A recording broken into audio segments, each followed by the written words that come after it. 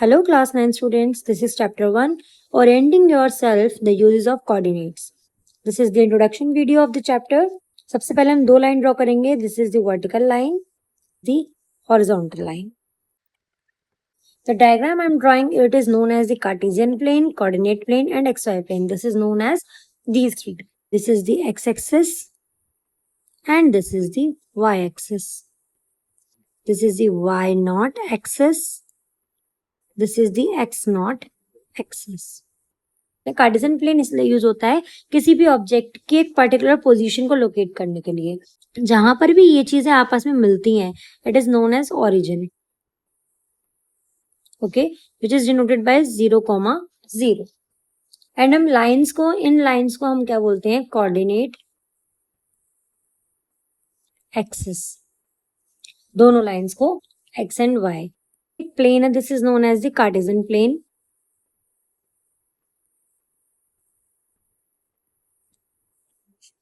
कौन से क्वाड्रेंट में कौन सी वैल्यूज आती हैं?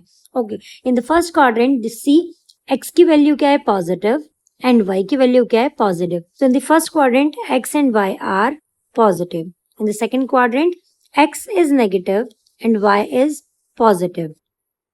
सो negative and positive. In third quadrant x is negative and y is also negative. In the fourth quadrant, x is positive and y is negative.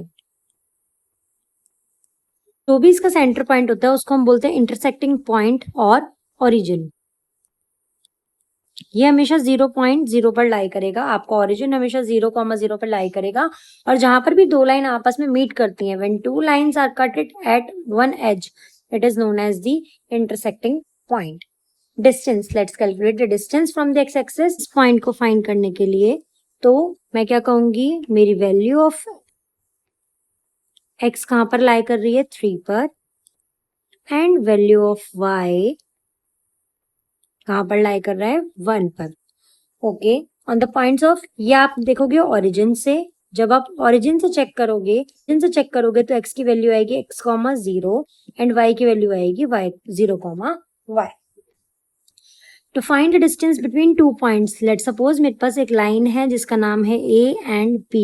इस line में आपको 3,2 इसके पॉइंट से रखे हैं, 3,4 इसके पॉइंट से रखे हैं. अब हमको क्या करना है? डिस्टेंस कैलकुलेट करना है कि यहाँ से लेकर यहाँ तक कितना डिस्टेंस है. तो उसके लिए हम लोग यूज करेंगे दिस फॉर्मूला. ये हो जाता है हमारा x1, ये हो जाता है y1, ये हो जाता है x2 और ये हो जाता है y2. ओके, तो हम इसमें कैलकुलेट करते हैं x2, x1 की वैल्यू, y1 एंड y2 की वैल्यू. x1 कितना है? 3, x2 कितना है? 3, y1 कितना है? 2 एंड y2 कितना है? 2. ये वाली सारी वैल्यूज उठाकर हम इसमें पुट कर देंगे तो हमारी डिस्टेंस निकल जाएगा दो पॉइंट्स के बीच का. इन द सेम वे, अगर मेरी कोई लाइन जो है वो ओरिजिन से बनी हुई है, ओरिजिन O से, OA मान लो सपोज एक लाइन है जिसमें A की वैल्यू 2,3 है, तो मैं इसमें क्या करूंगी? इसमें मेरा x क्या हो जाएगा? 2 एंड y क्या हो जाएगा? 3. यहाँ पर मैं x की वैल्यू 2 पुट कर दूंगी एंड y की वैल्यू 3 पुट कर दूंगी. बाय यूजिंग दिस फॉर्मूला हम अपना आंसर निकाल सकते हैं. आपके पास एक लाइन है A एंड B जिसके आपको कुछ कोऑर्डिनेट से रखे हैं 2,3 एंड 5,6 एंड कहीं पर भी एक मिड पॉइंट है जिसको मैंने O नाम दिया है. उसके आपको दोनों एक्सिस पता करने हैं, तो उसके लिए हम ये वाला फॉर्मूला यूज करेंगे. x1 y1 एंड ये हो जाएगा x2 y2.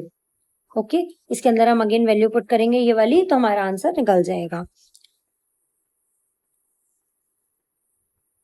लेट सपोज ये स्क्वायर के मुझे क्या करने हैं? मुझे इसको यहाँ पर, इसकी मिरर इमेज मुझे यहाँ चाहिए फोर्थ क्वाड्रेंट में. अब ये फर्स्ट क्वाड्रेंट में है, मुझे फोर्थ क्वाड्रेंट में चाहिए. As we know, first quadrant में दोनों वैल्यू पॉजिटिव होती हैं एंड फोर्थ क्वाड्रेंट में first value positive and second value negative हो जाती है जब हम उसको चेंज करेंगे. तो अब क्या करोगे? जैसे मैंने लेट सपोज किया, A की वैल्यू क्या है? 2,3. तो अगर मैं x एक्सिस की बात करूं तो x एक्सिस पर A की वैल्यू कितनी हो जाएगी? 2,-3. एंड अगर मैं y की बात करूं, y एक्सिस की, तो A की वैल्यू कितनी हो जाएगी? -2,3. That's it for today. Thanks for watching.